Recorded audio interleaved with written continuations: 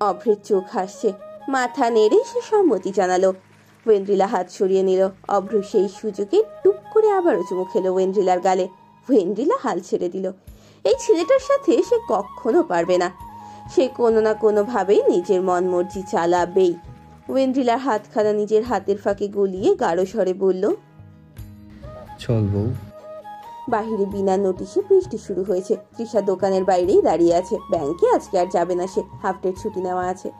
এখন বাসায় যাবে, কিন্তু বর্ষার কারণে রিক্সা মেলা ভার, ছাতাও নেই যে হেঁটে পাড়ি দেবে, ফলে সেখানেই অবস্থান করতে হচ্ছে। বৃষ্টির ছিটে এসে লাগছে তার গায়ে। হঠাৎ খেয়াল করলো তার মাথায় ছাউনির উপস্থিতি। উপরে মুখ তুলে দেখলো ছাতি দেখতে পেল, ফলে পাশ ফিরতেই দেখলো বিল্লাল এক হাত দূরে তার মাথায় ছাতি ধরে আছে। সে ছাতির ভেতরে নেই। বৃষ্টির ছাটে ভিজলেও পকেটে হাত গুজে অন্যদিকে দাঁড়িয়ে আছে। তৃষা মুচকি হাসলো। একটু দুষ্টুমি করলে কি মন্দ হবে? তাই খানিকটা সেই দিকে ঝুঁকে বলল, তুমি কি আবার চুমু খেতে চাও বিল্লাল? তৃষার কথাটা শুনতেই গতরাতে স্মৃতি হামলা করলো মস্তিষ্কে। মুখ, নাক, কান আবারও লাল হয়ে গেল বিল্লালের। রাগে গজরাতে গজরাতে বলল, এমন অশ্লীল কথা বলবে না। বললে দোষ আর করলে দোষ নেই। রাতের বেলা একটা মেয়ে ঠোঁটে চুমু খেয়ে পালিয়ে গেলে আর এখন আমাকে শ্লীলতা দেখাচ্ছ? বিল্লাল বেশ বিব্রত হলো। আমতা আমতা করে বলল, আমি মোটেই তোমাকে ইচ্ছে করে চুমু খাইনি। অনিচ্ছায় বুঝি মানুষ চুমু খায়? সেটা একটা দুর্ঘটনা ছিল। ও তাই বুঝি? বিল্লালের মুখের অবস্থা দেখে মনে হলো এক্ষুনি লজ্জায় কেঁদে দেবে ছেলেটা। বদরাগি, খ্যাপা, খিটখিটে গোমড়ামুখ ছেলেটাকে এমন বিড়ালের বাচ্চার মতো অসহায় রূপে দেখবে কল্পনাতেও ভাবেনি। যেই পুরুষ কখনো ভালো মুখে তার সাথে কথাও বলেনি, সেই পুরুষ লজ্জায় চোখ মেলাতে পারছে না। তৃষার সাথে বিল্লালের সম্পর্ক সেই স্কুল থেকেই খারাপ। তাতে সখ্যতা তো ছিলই না, বরং বিল্লাল সর্বদা শীতল চোখে তাকাতো তার দিকে, অদ্ভুত নীরব যুদ্ধ ঘোষণা করে। এর কারণ তৃষা আবিষ্কার করতে পারেনি, কখনো চায়ওনি। অথচ বিল্লালের সেই রূঢ় চরিত্র খসে পড়ল গত রাতের ঘটনায়। রাত তখন 2টো ছুঁই ছুঁই। অভ্রের জন্য বাধ্য হয়ে তৃষাকে বাসায় অবধি পৌঁছে দেওয়ার দায়িত্ব ঘাড়ে নিতে হলো বিল্লালের। মনে মনে হাজার অকথ্য গালি দিয়েও রাগ কমছে না। তৃষার পাশ ধরে একটু দূরত্ব রেখে হাঁটছে সে। তৃষাও কিঞ্চিত বিরক্ত, দম বন্ধ লাগছে তার। বিল্লালের নীরব যুদ্ধ এখনো থামেনি। সে এখনো তার প্রতি একটা শত্রুপরায়ণ দেওয়াল করে রেখেছে, ফলে নীরবতা ভাঙল তৃষায়। কি সমস্যা তোমার? আমি তোমার কোন বাগানে মই দিয়েছি বিল্লাল? তৃষার অকপট প্রশ্নে থতমত খেল বিল্লাল, সাথে সাথেই প্রতিবাদ করে উঠল, আমার কি সমস্যা হবে? তাহলে এমন ভাব করছো কেন যেন আমি তোমার কিডনি খুলে নিয়েছি? আমাকে তুমি এত ঘৃণা কেন করো? আমি কখন তোমাকে ঘৃণা করলাম? ঘৃণা করো না? বিল্লাল কান চুলকাতে চুলকাতে বলল, ওই না তো। আমার চোখের দিকে তাকিয়ে কথা বলো। ধমকে উঠল তৃষা।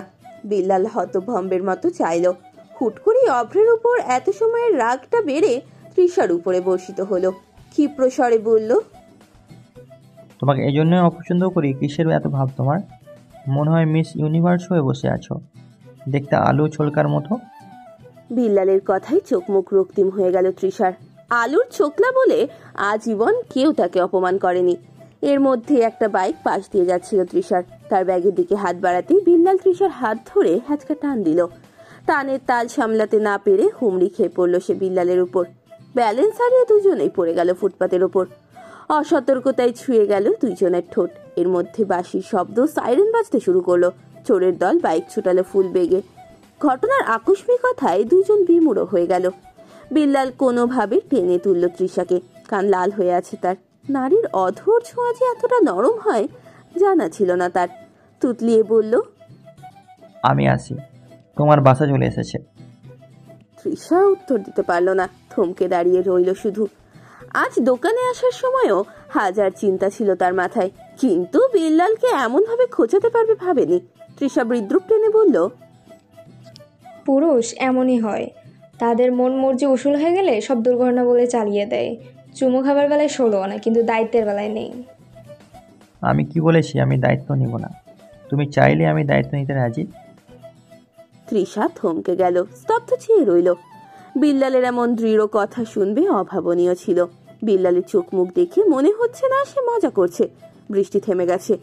ওয়েন্দ্রিলা এবং অভ্র বেরিয়ে আসলো। অভ্র তৃষাকে দেখে বলল, তুই যাসনি?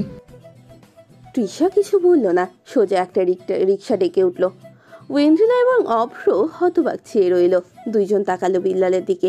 বিল্লালের চোখ মুখের দশা মোটেও সুবিধার নয়। কিছু জিজ্ঞেস করার সুযোগ পেল না। বিল্লাল হন হন করে হাঁটা দিল। একটি পার্কে পাশাপাশি বসে রয়েছে আহাস এবং পিউ। শরতের মেঘেদের কোনো ঠিকানা নেই। এই মুখ ভার তো এই খিলখিল করে হাসে। এই তো একটু আগেও ঝুম বৃষ্টি হচ্ছিল। মাটির ভেজা গন্ধ এখনো নাকে আছে, অথচ এখনই সাদা তুলতুলে মতো মেঘরাজি দল বেঁধে ঘুরে বেড়াচ্ছে। কি অদ্ভুত, তাই না? এমন আকাশের দিকে তাকিয়ালে কবিতা লেখার ইচ্ছা হয়। আহাসের মনে হয় সেও হয়তো কোনো খাদি কাগজে বনলতাকে নিয়ে কবিতা লিখে ফেলতো। তার বনলতা, তার পিউ। একবার পাশে তাকালো সে। পিউ বসে রয়েছে হাজারো দ্বিধা জড়তা মেয়েটার মাঝে, হয়তো কথা গুছাচ্ছে।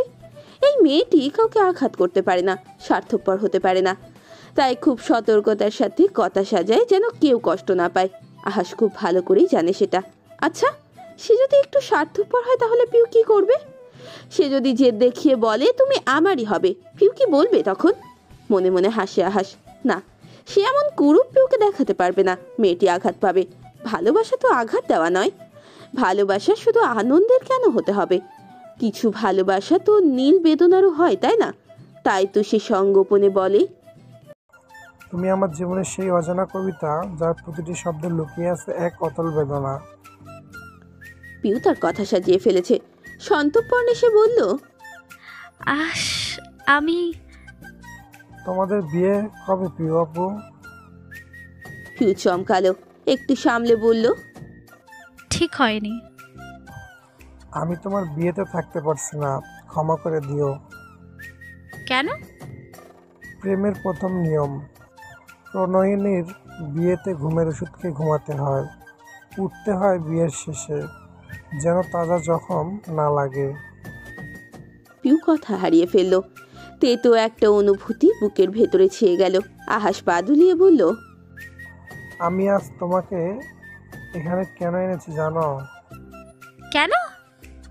তোমার সাথে শেষবারের মতো সময় কাটাতে।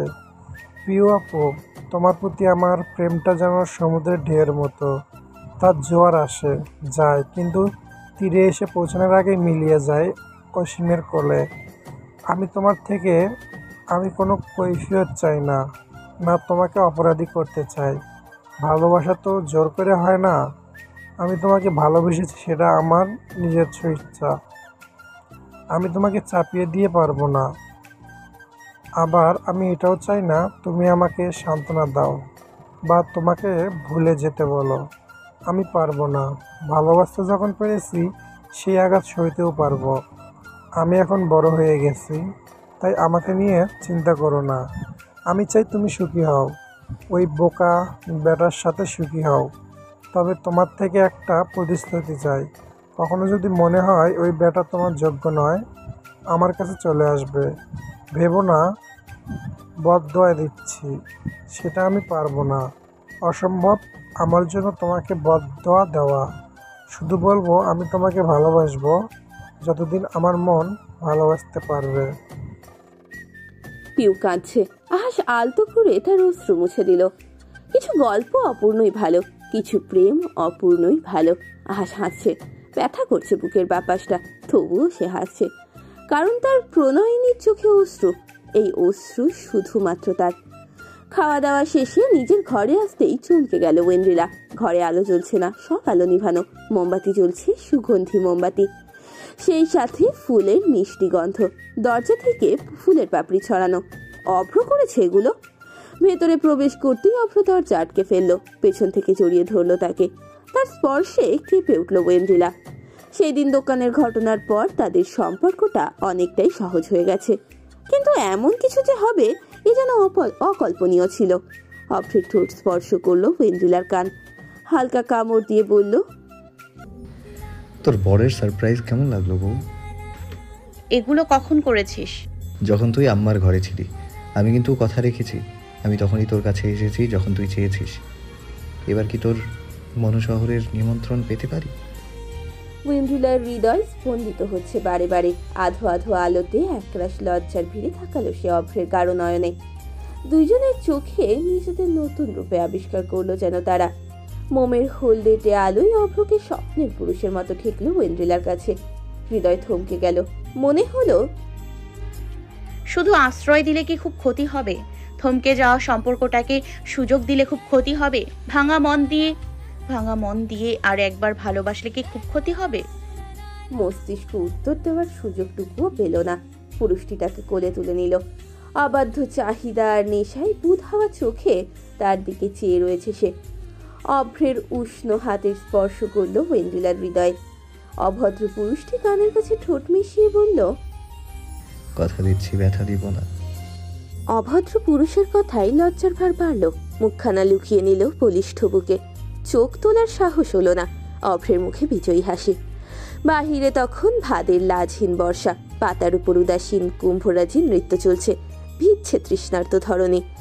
ঘরের ভেতর আলো আধারির খেলা। বারান্দার থাই গ্লাসে পানির রেখা জমেছে।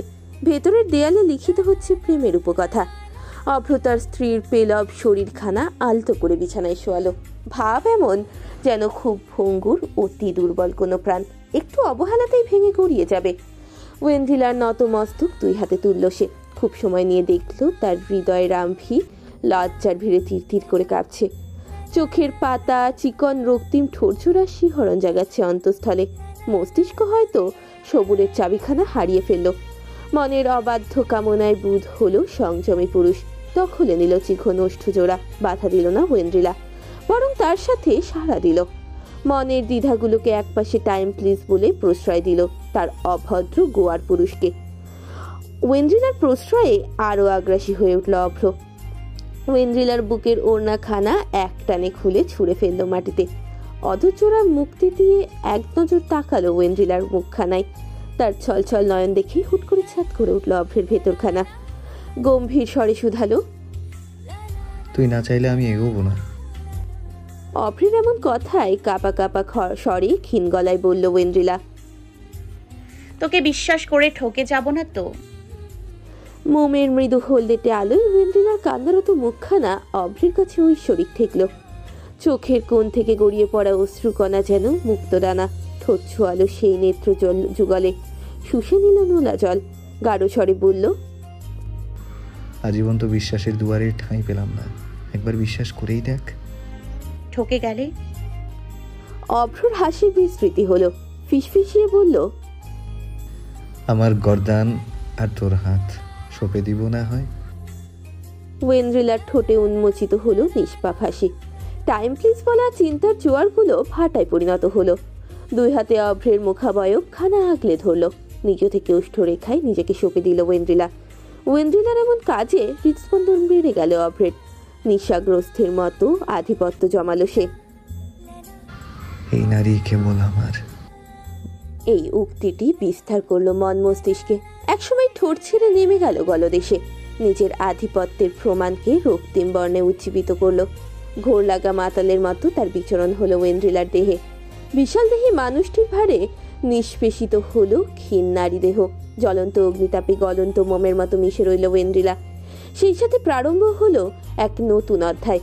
বাহিরের ঝোড়ো হাওয়া, বর্ষা নৃত্য, বজ্রপাতের মাঝে মিলে গেল কিছু সুখময় আর্তনাদের গল্প। আদিম খেলা যখন শেষ হলো তখন ওয়েন্ড্রিলার ক্লান্ত শরীরটাকে বুকের মাঝে আগলে নিয়ে শুয়ে রইল অভ্র। ওয়েন্ড্রিলা তখন ঘুম। তার ভারী নিঃশ্বাস আছড়ে পড়ছে নগ্ন বুকে। লম্বা চুলের মাঝে বিশাল হাতখানা আস্তে আস্তে বিলি কাটতে লাগলো অভ্রের। কপালে চুম্বন এঁকে গাঢ় স্বরে বলল, আমার থেকে তোর মুক্তি নেই ঐন্দ্রিলা। একবার যেহেতু মনশহরে নিমন্ত্রণ দিয়েছিস, আর কোথাও যাচ্ছি না আমি। এখন থেকে তুই পুরো দস্তুর আমার। ওয়েন্ড্রিলার ঘুম ভাঙল কাক ডাকা ভোরে। অনিয়মিত বর্ষণ থেমেছে শেষ রাতে। নির্মল বর্ষায় প্রকৃতি ধুয়ে সতেজ রূপে হাসছে। মাথার কাছে জানালা দিয়ে প্রবেশ করছে শীতল হাওয়া। সেই সাথে মেঝেতে লুটোপুটি খাচ্ছে সোনারোদ। মোমগুলো জ্বলে গিয়ে নিজে নিজেই নিভে গেছে। অবিন্যস্ত বিশৃঙ্খল হয়ে স্তূপ আকারে ছড়িয়ে ছিটিয়ে আছে গোলাপের পাপড়ি। অভ্র তখন তার দেহের সমস্ত ভার নিয়ে গভীর ঘুমে লিপ্ত। ওয়েন্ড্রিলা চোখ মেলেই নিজের একান্ত পুরুষটিকে দেখল। রুক্ষ বদরাকি অভদ্র পুরুষটিকে কি শান্ত সুপুরুষ লাগছে। ঘুমিয়ে থাকলেই বুঝি এই মানুষটিকে এত ভালো লাগে। ওয়েন্ড্রিলা অনুভব করলো অভ্রের রুক্ষ চেহারার মাঝে কোথায় যেন সুপ্ত মায়া আছে। সে কি এই পুরুষটির প্রেমে পড়ে যাচ্ছে? হয়তো যাচ্ছে। তাই তো এমন বদগুণের সমাহারের মাঝেও এক অদ্ভুত আকর্ষণ খুঁজে পাচ্ছে। ওয়েন্ড্রিলার হাতখানা আলতো করে ছুঁয়ে দিল ঘুমন্ত মুখখানা। খাড়া নাক, নিকোটিনে পুরা ঠোঁট, খসখসে অবিন্যস্ত দাড়ি, সবকিছুতেই যেন কাব্যিক মায়া। মুচকি হাসল সে। অস্থিমজ্জায় আগুন জ্বালানো পুরুষের প্রেমে পড়া মোটেও ভালো কোনো কথা নয়, বরং তার স্বাস্থ্যের পক্ষে অত্যন্ত ক্ষতিকর কিছু। তবু প্রেমে পড়তে ভালো লাগছে। ভগ্ন একাকী হৃদয়টাকে আরো একবার চলন্ত অগ্নিতে নিজেকে সঁপে দিতে চাইছে। হয়তো বিয়ের বন্ধনটাই এমন নির্মল। চিরশত্রুর প্রতিও মায়া জন্মায়, হৃদয় দুর্বল হয়। ওয়েন্ড্রিলা খুব সাবধানে সরিয়ে দিল অভ্রকে। বিয়ে তো মাস দেড়েক হয়ে যাচ্ছে, এখন আর এই 90 কেজি ওজনের মানুষটিকে ভারী লাগে না তার। ওয়েন্ড্রিলা বিছানা ছাড়লো মিষ্টি এক ব্যথা নিয়ে। বাথরুমের আয়নায় নিজেকে দেখলো। সারা শরীরে অভ্রের আধিপত্যের চিহ্ন। মন্দ লাগছে না। এই অনুভূতিটা নতুন কিন্তু বেশ মিষ্টি। নিজে হাতে চা বানিয়ে আনলো ওয়েন্ড্রিলা। অভ্র এবং নিজের জন্য বানালো। ভাগ্যিস শাশুড়িমার দর্শন হয়নি। আহাস জার্মানিতে চলে যাওয়াতে মহিলা কিছুটা আবেগপ্রবণ হয়ে আছেন। হয়তো রাতে ঘুমায়নি, এতে যদিও ভালোই হয়েছে। নয়তো সকাল সকাল ভেজা চুলে শাশুড়ির সামনে ঘুরতে লজ্জা লাগতো ওয়েন্ড্রিলার। চা বানিয়ে নিয়ে ঘরে ঢুকে দেখলো ফাটা নোট, এখনো ঘুম। ফলে দুষ্টু একটা বুদ্ধি মাথায় খেললো ওয়েন্ড্রিলার। আস্তে করে অভ্রের হাতটা হাতে নিল, তারপর কনিষ্ঠ আঙুলটা চুবিয়ে দিল গরম চায়ে। সাথে সাথেই গগন বিদারী চিৎকার দিয়ে উঠে বসলো অভ্র। চোখে মুখে তীব্র আতঙ্ক, ব্যথার ছাপ মুখমণ্ডলে স্পষ্ট। হাঁপাচ্ছে সে। বিমূঢ় চোখে তাকিয়ে রইল ওয়েন্ড্রিলার দিকে। ওয়েন্ড্রিলা হাসছে, প্রাণোচ্ছল হাসি। অভ্রের চোখ সরু হলো, আঙুলখানা মুখের ভেতরে চেপে ধরলো। জ্বলছে, লাল হয়ে গেছে রীতিমতো। ওয়েন্ড্রিলা সেই চায়ের কাপটা রেখে নিজেরটা এগিয়ে দিল। নির্ভার নীরব রাত দেখিয়ে স্বরে বলল, চা খানা খেয়ে উদ্ধার করো স্বামী মহোদয়। অভ্র চায়ে চুমুক দিল। ওয়েন্ড্রিলা চার চুলের গামছাটা নেড়ে দিল। ভেজা চুল হতে ঝাড়া দিল অভ্রের দিকে। ফলে পানির ছিটায় ভিজে গেল সে। সকাল থেকে বউয়ের এমন যন্ত্রণার উদ্দেশ্য অভ্রের হাড় চালালো। অভ্র রেগে গেলেই সে বাতিল খেলা থেকে। অভ্র তাই নির্লিপ্তভাবে চা খেলো। এমন ভাব যেন প্রশান্তির মহাসাগরের স্রোত থেকে ভাসিয়ে দিলেও তার কিছুই যায় আসে না। ফলে আয়না থেকে কিরমির করে তাকালো ওয়েন্ড্রিলা। মেকি রাগী স্বরে বলল, লজ্জা করে না তোর? কি অবস্থা করেছিস আমার? আমি কি করেছি? অবুঝ বালকের মতো প্রশ্ন। ওয়েন্ড্রিলা গলা উঁচু করে বলল, এই সব নিয়ে সবার সামনে যাব কি করে আমি? কলেজ কিভাবে যাব? দেখলে তো মনে হচ্ছে আমার বসন্ত হয়েছে। আহা, আমার নেকু পিসি। বলেই নিজের পিঠ দেখিয়ে বলল, আমার পিঠের ওপর তুমি যে নখের আলপনা করেছো, আমি কিছু বলেছি? দেখলে মনে হচ্ছে কোনো বিড়াল খামচি দিয়েছে। অভ্রের কথা শুনে তীক্ষ্ণ দৃষ্টি ছুড়ল ওয়েন্ড্রিলা। অভ্র মোটেও পাত্তা দিল না। অর্ধেক চা খেয়ে বলল, নাও বউ, তোমার আধা চা, প্রেম বাড়বে। ওয়েন্ড্রিলা উঠে চা নেওয়ার জন্য হাত বাড়াতে গেলেই খপ করে হাতটা ধরে ফেললো অভ্র। চায়ের কাপখানা সাইডে রেখে হ্যাচকা টান দিল সে। ফলে হুড়মুড়িয়ে ওয়েন্ড্রিলা বসে পড়লো তার কোলে। চিকন কোমরখানা শক্ত করে জড়িয়ে ধরে থুতনি ঠেকালো ওয়েন্ড্রিলার কাঁধে। মৃদু স্বরে বলল, সরি বউ, আর হবে না, এবারের মতো ক্ষমা করে দিও। ন্যাকা। সত্যি বলছি, আর কষ্ট দিব না। কথাটা শুনতেই কান গরম হয়ে গেল। দুই হাতে মুখখানা লুকালো ওয়েন্ড্রিলা। অভ্র স্বল্প হেসে বলল, তোর এই লজ্জা আমাকে শেষ করে দেবে ঐন্দ্রিলা। তোর ধারণাও নেই, তোর এই লাজুক হাসিখানা আমাকে মাতাল করে দেয়। ওয়েন্ড্রিলা উত্তর দিতে পারল না। এত লজ্জা শুধু এই অভদ্র ছেলেটার জন্যই। মানা যায়। পিউয়ের মার সামনে বসে রয়েছেন সালাম সাহেব এবং সাবেরা। নীলাদ্রি অন্য একটি সোফায় বসা। সকাল সকাল সারা বাড়ি মাথায় করে ঘোষণা করে দিয়েছে আজ সে মেয়ে দেখতে যাবে, কারণ তার হবু স্ত্রী সবুজ পতাকা দেখিয়েছে। মেয়েকে সেটা না বলেই এক প্রকার বগল দাবা করে নিয়ে এসেছে বাবা মাকে। এখন পিউদের বাসার সামনে আসতেই তারা বুঝতে পারলো মেয়েটা কে। নীলাদ্রি বলছে সে নাকি পিউকে ভালোবাসে না, অথচ সে বিয়ে পিউকেই করবে। সালাম সাহেব আর সাবেরা এক প্রকার কিংকর্তব্য বিমূঢ়ের মতো তাকিয়ে রয়েছেন। পিউয়ের মাও অপ্রস্তুত এমন আচমকা আগমনে। পিউয়ের চক্ষু চড়ক গাছ, সে শুধু সকালে একটা মেসেজ করেছে। হ্যালো গাইস, ভিডিওটি ভালো লাগলে একটু লাইক করে দিও আর অবশ্যই কমেন্ট করে জানাও ভিডিওটি তোমাদের কেমন লেগেছে। আর ভিডিওটির পরবর্তী পার্ট খুব তাড়াতাড়ি আসবে, তো যারা এখনও চ্যানেলটিকে সাবস্ক্রাইব করোনি প্লিজ পরবর্তী পার্টগুলো দেখার জন্য চ্যানেলটিকে সাবস্ক্রাইব করে পাশে থাকা বেল আইকনটি প্রেস করে দিও। ধন্যবাদ সবাইকে, আমাদের সাথেই থেকো।